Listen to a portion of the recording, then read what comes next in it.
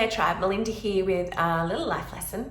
I want to talk to you about that beautiful book, Start With Why, and it's also a little short YouTube clip that's, goes over the summary of it as well. If you haven't read the book, maybe you've seen the little video, Start With Why. And the example used a lot through the book, and then there's airlines and other businesses as well, but the only business they use in the little video, or the main one they use, is Apple, and how Apple starts with why, and that's why they've been so successful. And they've trumped all these different innovations that they've gone into. They've not always been the first or the best to create a product, but we've all been connected. A lot of us have been connected to why they do what they do. And that's what's got us over the line, because we want to be a part of that. And so knowing your why is really not just about business, it's about how you make that authentic connection to people. And that's what draws them in. The Sanctuary was founded on my why, on wanting to connect. I didn't want to just create a place people could come and get a massage and huff and puff and sweat and leave. I wanted to create a place that saw each person as a unique individual, that nurtured them, that showed them that they can step out of the crazy and the busy, and that's when you get the most clarity. And I wanted to create a place that kind of brought back that old school community feel, and it didn't take itself too seriously. I wanted it to be classy, but I didn't want it to be stiff. I wanted it to have personality and zest. So there was so much to the Sanctuary, and finding the right team took a very long time, but we got there, that we're invested in that as well, invested in what we're trying to achieve, that we're trying to achieve people to feel really good about themselves, really peaceful in their lives and with who they are as well.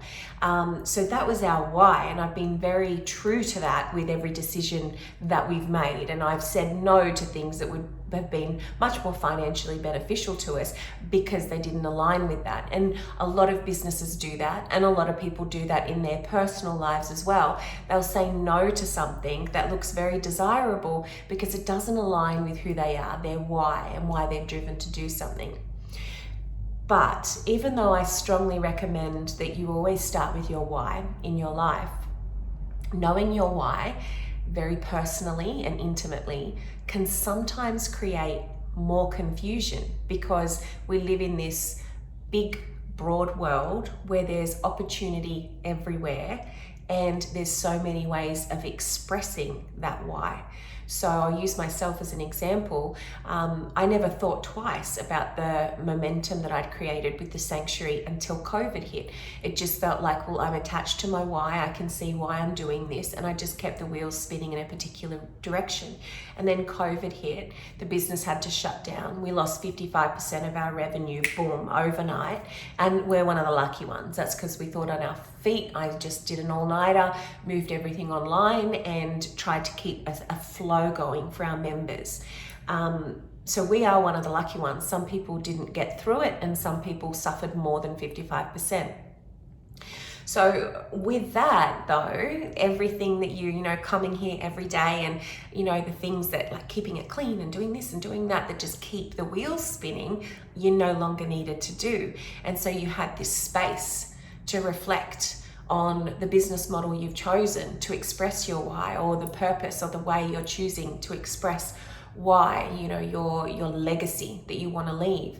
And I feel a lot of people have gone through this with COVID, that space that was created from us all sort of being locked down for a short period of time got us thinking, what am I doing? Is this the best choice for me? And is this the best way to mark the world with my little flavor of who I am, that unique little gift that only you have, only I have mine, and only you have yours?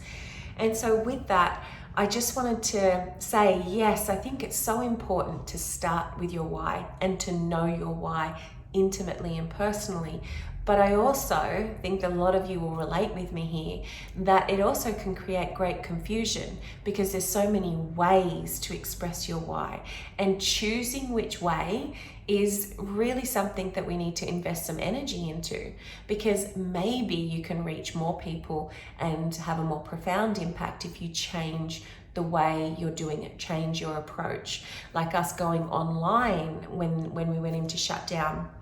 It opened our eyes to what was really possible and at our fingertips, and how we could broaden our net and we could reach wider for the people who share our values and our ethos that don't necessarily live in our little suburb and our little town. And it starts to get you thinking laterally, and when you get more opportunities and more choices presented to you, the first thing that happens is confusion.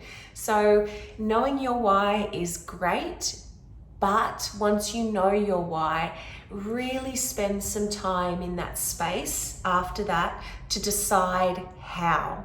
How are you going to achieve that? How are you going to make your mark the biggest, the strongest, the best for you to achieve your why? And that's where you need to spend a lot of time. Most of us that are quite soulful and connected to ourselves and passionate, your why is easy to come up with, but it's the next step that's really challenging, finding the best vehicle to express that. And I can't encourage you enough to get support and help from a professional, whether it be a life coach, a business coach, anyone you think who might be able to help you, and really get some clarity about the best vehicle for you, especially once we've had all this space and we can see how many opportunities there truly are for us. I hope that was helpful. I hope you're really spending this year to go inward and to discover your unique gifts and your passions, your purpose, and to slow down a little. I know it's certainly been a big one for lots of us, and it's had some up and downs, but the definite good key takeaway is find your why, find your vehicle, and go for gold. Ciao for now.